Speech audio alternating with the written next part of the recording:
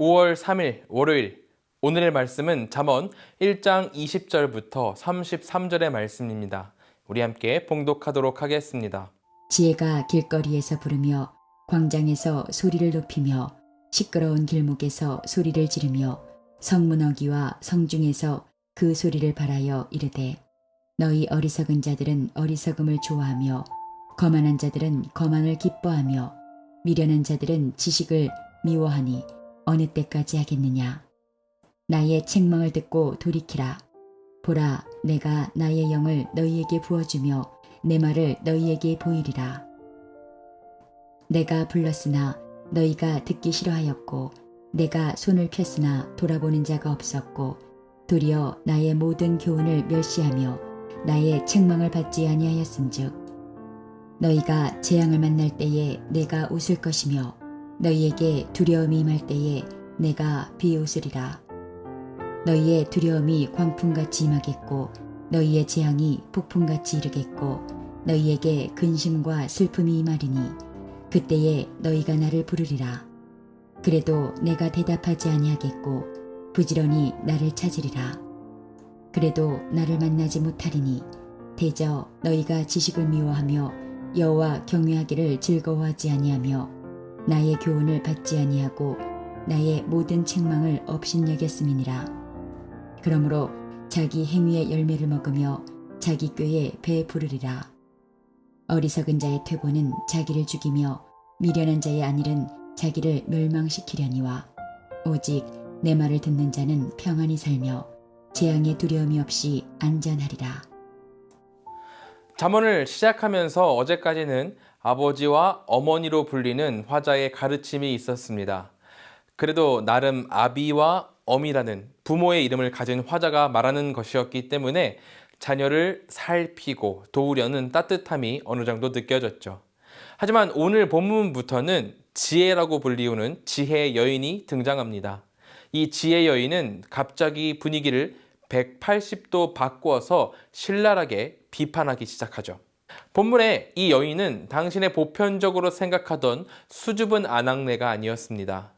진리 외에는 거절하는 꼿꼿한 예언자처럼 청중에게 나와 하나님의 말씀을 가감없이 전달하는 사람이었습니다. 그렇다면 성경이 오늘 본문을 통해서 선지자, 예언자를 통하지 않고 지혜 그 자체가 하나님 말씀을 선포하는 것처럼 묘사한 이유는 무엇일까요? 아마도 그것은 지혜가 온전히 하나님의 소유이기 때문일 겁니다. 지혜는 지식인의 사유물이나 그들만의 전유물이 아니라는 거죠. 하나님께서 당신의 지혜로 세상과 그 안에 있는 만물을 다스리고 인도하고 계시기 때문에 누구나 일상에서 볼 수 있고 들을 수 있으며 또 그것을 듣고 마음에 받았다면 실행에 옮겨야만 하는 것, 그것이 지혜이기 때문이라는 거죠. 언제 어디에서 무엇을 하든지 삶의 모든 영역에서 주님의 음성을 분별하여 듣고 주님의 뜻을 따라 살아가는 그것이 지혜라는 것입니다. 그렇기 때문에 오늘 본문에서처럼 지혜가 광장에서 성문 어귀와 성중에서 소리를 발하며 말한다는 이 묘사는 잠언이 묘사하는 실제 그 시각에 지혜라고 불리는 사람이 어떤 말을 했다라는 이런 객관적인 사실을 말하는 게 아니라 지금 우리가 살아가는 이 순간에도 하나님의 지혜가 세상의 소리들과 혼재하여 존재하고 있으며 그 가운데에서 하나님의 소리를 귀 기울여 찾아내야 한다는 것을 말하고 있는 겁니다. 그게 바로 참 지혜를 소유하는 것이라는 거죠. 그렇다면 우리가 이 지혜를 분별해내지 못하고 소유하지 못하게 된다면 어떻게 될까요? 성경은 그러한 자들을 어리석은 자라고 말을 합니다. 22절입니다. 너희 어리석은 자들은 어리석음을 좋아하여 거만한 자들은 거만을 기뻐하며 미련한 자들은 지식을 미워하나니 어느 때까지 하겠느냐. 세상에 귀 기울이며 지혜를 쫓지 않는 자들은 자신의 선택을 옳다고 생각을 합니다. 전체 역사에, 이 세상 역사에 100분의 1, 1000분의 1도 살아보지 못한 작은 존재일 뿐인데 자신이 이룩해 놓은 티끌과 같은 것을 두고 자랑하며 거만해한다는 겁니다. 지혜 여인은 이것을 강하게 비판하고 있습니다.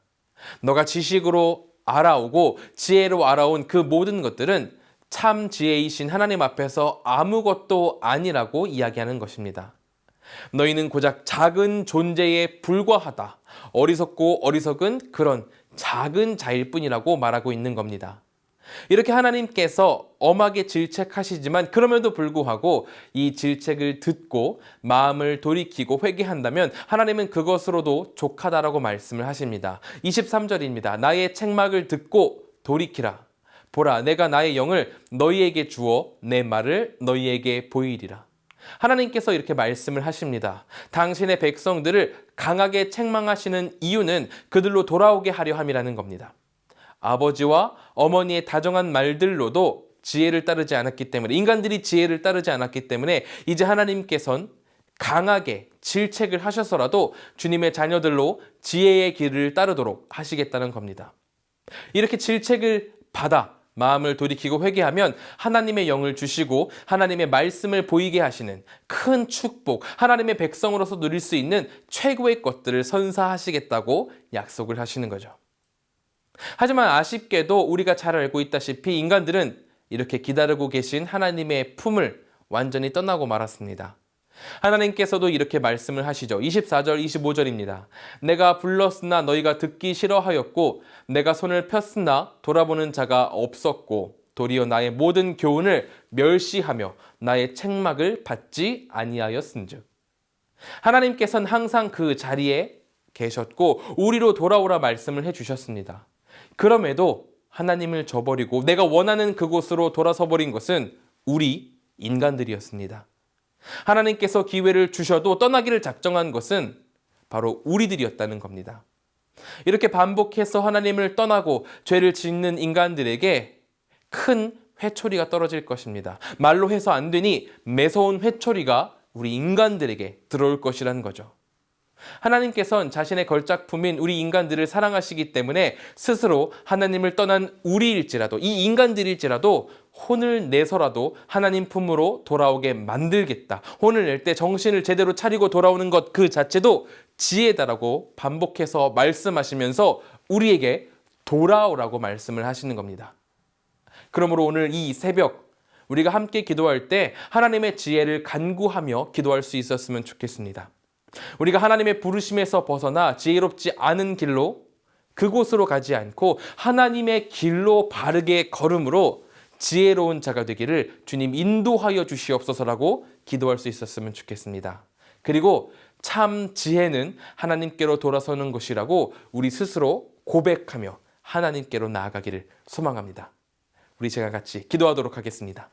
우리 시간 첫 번째로 기도하실 때에는 하나님, 주님을 따르는 참 지혜를 소유하도록 인도하여 주시옵소서라고 기도했으면 좋겠습니다. 두 번째로는 사회를 위해서 기도합니다. 미얀마에서 벌어지는 유혈 사태와 정치, 경제, 문화, 그리고 이 코로나까지 하나님께서 인도하시고 하나님께서 회복시켜 주시옵소서라고 같이 기도해 주시기를 바랍니다. 세 번째로는 태국의 김동현 백정옥 선교사님을 위해서 기도할 텐데요. 코로나 상황이 심각한 태국 국민들을 지켜주시고 코로나로 인해 복음 전파에 제약이 생기지 않도록 기도해 주시기 바랍니다. 또한 청소년 센터를 통해서 러이엣 지역 청소년의 전도 기회가 열리도록 기도해 주시고 폰통 파타나위티아 학교에서 믿음을 갖게 된 아이들이 잘 성장하도록 같이 기도해 주시기 바랍니다. 우리 함께 기도하도록 하겠습니다. 사랑과 은혜가 충만하신 하나님 주님을 따르는 참 지혜를 소유하도록 주여 인도하시고 붙들어 주시옵소서. 우리 안에 주님을 따르는 것이 있어야겠습니다. 하나님을 바라보는 것이 있어야겠습니다. 그러하오니 주여 하나님 채워주시고 주님께서 크게 지혜를 부어주시옵소서. 우리가 어긋나지 않도록 인도하여 주시고 오직 주님만 바라보도록 인도하여 주시옵소서. 또한 사회를 위해서 기도합니다. 미얀마에서 벌어지는 유혈 사태가 있습니다. 하나님 온 세계가 주님 안에서 화목함을 이루고 평화를 누릴 수 있도록 주여 인도하시고 도와주시옵소서. 또한 한국에 있는 정치, 경제, 문화, 코로나 이 모든 것들이 주님 안에서 회복되어질 수 있도록 주여 하나님께서 붙들어 주시고 인도하여 주시옵소서. 주님께서 채워주시옵소서.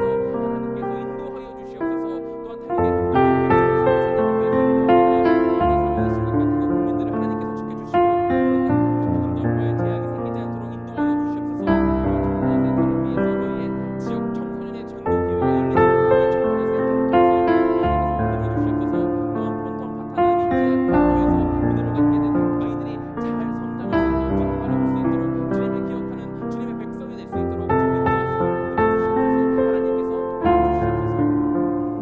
제가 기도함으로 마치도록 하겠습니다.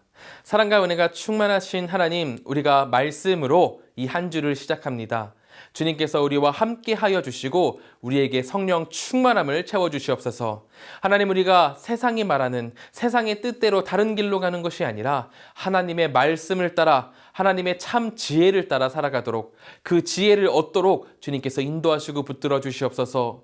우리 성도님들이 무엇을 하든지 어느 곳에 있든지 참 지혜를 가지고, 하나님의 지혜를 가지고 살아가서 형통함을 누릴 수 있도록 주여 붙들어 주시옵소서. 우리 성도님들 이제 한 주를 살아갑니다. 그 모든 발걸음 가운데에 주님께서 함께하여 주시고 주님께서 큰 축복 내려주시기를 소망하오니 하나님 도와주시옵소서. 언제나 하나님께서 함께하실 걸 믿으며 예수님의 이름으로 기도드립니다. 아멘.